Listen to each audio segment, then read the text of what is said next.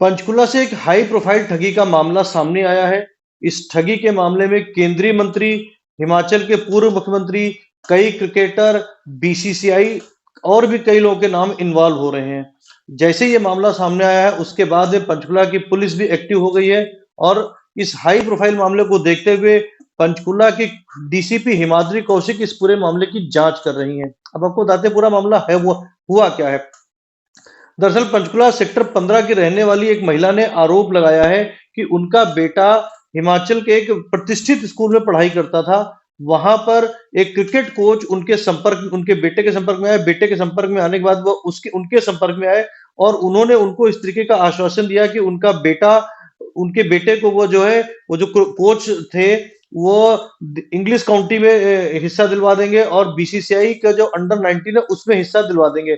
इस तरीके का उन्होंने झांसा दिया और कुछ इस तरीके की मेल और इस चैट वगैरह जो शेयर की महिला ने वो सामने उन्होंने दिखाई है। ये सारा वाकया उन्होंने महिला ने पुलिस कर्मियों को भी दिया है और पत्रकारों को भी दिया है। जो चैट सामने है उससे ये सब समझ में आता है कि जो चैट है वो किसी जो क्रिकेटर ऋषभ पंत है उनके नाम से चैट चली इंस्टाग्राम अकाउंट्स में है। इसमें दिखाया जा रहा है कि उसके बेटे के नाम का सिलेक्शन हो गया और पैसे मांगे जा रहे हैं। ये पूरा मामला है क्या, इस पूरे मामले की जांच पंचकुला की खुद डीसीपी हिमाद्री कौशिक कर रही है। इस पूरे मामले को लेकर के आरोप लगाते इस महिला ने क्या कुछ कहा है, सुनिए। हाँ जी मैम, क्या नाम है आपका? मेरा नाम दीपांजलि सिंह है। आप पंचकुला कहाँ रहते हैं मैम? सेक्टर 15 में रहती हूँ। तो मैम क्या हुआ है आपके साथ मैम, बता रहे हैं जैसे? मेरे साथ मेरा बेटा है 17 साल का, जो कि the Lawrence school Sanawar Kasauli के पास 12th क्लास में पढ़ता है, कॉमर्स स्ट्रीम में। वहाँ पर हमें एक क्रिकेट कोच मिले स्कूल के, जिन्होंने मेरे बेटे के थ्रू मुझसे बातचीत करनी शुरू की और उन्होंने बताया कि मेरे बेटे को वो डिस्ट्रिक्ट लेवल खिला सकते हैं क्योंकि उसकी गेम बहुत अच्छी है, उसकी स्किल्स बहुत अच्छे हैं और जितने भी टूर्नामेंट्स उसने खेले हैं वो उसके अकॉर्डिंग एलिजिबल होता है डिस्ट्रिक्ट लेवल खेलने के लिए। डिस्ट्रिक्ट के बाद उन्होंने हमें बोला मैं HPCA से भी इसकी गेम्स के लिए रिक्वेस्ट कर सकता हूँ, जिसके एवज में उन्होंने कुछ पैसों की डिमांड की और ये डिमांड शुरू हुई लगभग 40,000 रुपये से।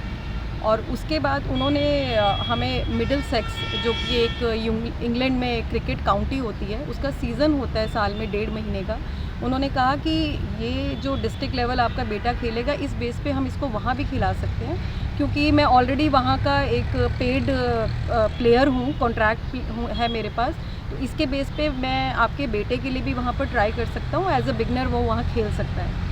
उन्होंने फिर वहाँ के लिए मुझसे कुछ पैसों की डिमांड की, जो कि मैंने दे दिए क्योंकि उन्होंने कहा कि ये पैसा सब वापस हो जाएगा जब एक बार आपका बेटा खेल जाएगा।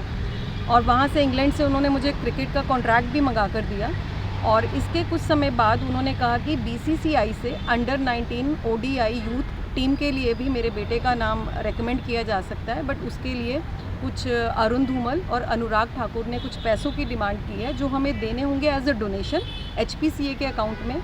और जैसे ही मेरा बेटा वो टूर्नामेंट खेल जाएगा वो पैसा वापस मिल जाएगा।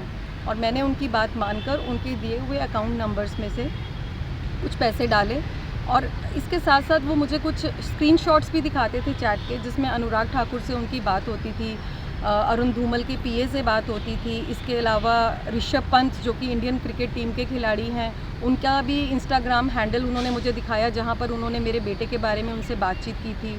संजू वी सैमसन, जिनके साथ उन्होंने फिर से बात की मेरे बेटे की क्रिकेट के लिए, वो सब स्क्रीनशॉट उन्होंने दिए और हमारा विश्वास जीता। और ये सब चलता रहा लगभग 4 महीने तक और 1 सितंबर तक उन्होंने हमसे बताएंगे कितने पैसे लिए उन्होंने? लगभग 2 करोड़ रुपए। ओके। और जो कि जिसमें से मैक्सिमम पैसा जो है वो अकाउंट में उन्होंने लिया और कुछ पैसा जो मैंने अपने रिश्तेदारों और दोस्तों से कैश लिया उधार, क्योंकि मेरे पास पैसा ख़त्म हो गया था। मैंने बैंक की OD भी यूज़ कर ली थी, 1 करोड़ रुपए का लोन लिया था, वो सब पैसे ख़त्म हो गए। तो मैंने रिश्तेदारों से, अपने दोस्तों से लेकर कुछ पैसा उनको कैश भी दिया।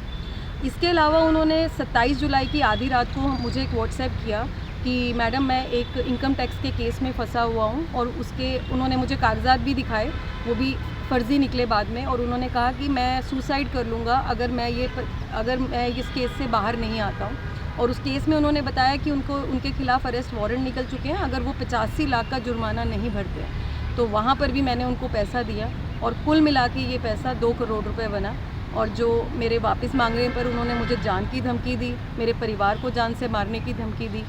और मुझे अभी तक कुछ भी न्याय नहीं मिला आपके है। बेटे को भी नकली टिकट्स दी उन्होंने? जी, उन्होंने एयर टिकट दी। बैंगलोर में एनसीए का कैंप लगता है, नेशनल क्रिकेट अकेडमी का, उसके लिए उन्होंने हमें विस्तारा की टिकट दी और जांच करने पे पता चला कि वो टिकट भी नकली थी। और इसके अलावा मेरे पास इनकम टैक्स के, बीसीसीआई के, एचपीसीए के बहुत सारे ऐसे कागजात हैं जो जांच करने पे पता चला कि वो सब फर्जी थी। तो अभी कितने की ठगी हुई है कुल मिला के, और आप किसके पास पेश हुए थे इस एप्लीकेशन को लेकर? मेरे साथ 2 करोड़ रुपए की ठगी हुई है और मैंने सीपी साहब से रिक्वेस्ट की है कि मुझे न्याय दिलाया जाए, और उन्होंने मुझे पूरा आश्वासन दिया है कि इस केस को वो खुद देखेंगे और मेरी पूरी सहायता करेंगे और मुझे न्याय मिलेगा। सो आई एम वेरी होपफुल। आप मानते हैं कि बड़े बड़े क्रिकेटरों के नाम लेके इस बंदे ने आपके साथ ठगी की है? मैम, बिल्कुल की है। ऋषभ पंत जैसा क्रिकेटर जब मेरे बेटे का नाम लिख रहा है उसमें, तो मेरा उनके ऊपर विश्वास बना। संजू वी सैमसन, फिर अरुण धूमल, अनुराग ठाकुर जैसी हस्तियां, ये सब हमारे लिए तो पहुंच से भी दूर है, पर जब उन्होंने उनके चैट्स दिखाए, और यही नहीं, इसके अलावा उन्होंने पंजाब के डीसीपी और एक वहाँ पर एसएचओ हैं अजितेश कौशल, उनके साथ भी चैट किए हुए स्क्रीनशॉट हमें दिखाए, जहाँ पर वो लोग उनको बहुत रिस्पेक्ट कर रहे थे, करण पांटा को, उनसे डर रहे थे। क्योंकि एक और चीज़ मैं बताना चाहूँगी, करण पांटा ने हमें ये भी बताया कि उसके पिताजी शिमला के मेयर रह चुके हैं और अगले साल 2025 में फिर से वो इलेक्शन लड़ने वाले हैं। क्या मेयर नाम के लिए। बताया उन्होंने अपने पिताजी का? नरेश पांटा। नरेश पांडे। जी।